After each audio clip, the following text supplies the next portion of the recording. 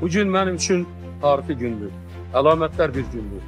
Mənə göstərilən bu böyük ehtimada görə Azərbaycan xalqına dərin minnətdarlığımı, hörmətimi, məhəbbətimi bildirirəm və əmin etmək istəyirəm ki, həyatımın sonuna qədər Azərbaycan xalqına sədaqətli xidmət edəcəyəm və bütün fəaliyyətimi Azərbaycan Respublikasının gələcək inkişafına həsr edəcəyəm.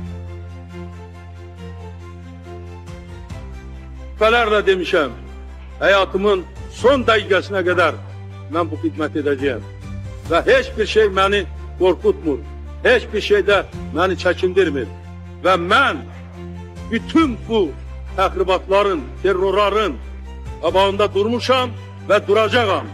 Azərbaycanın müstəqilliyini qorumuşam, qoruyacağam.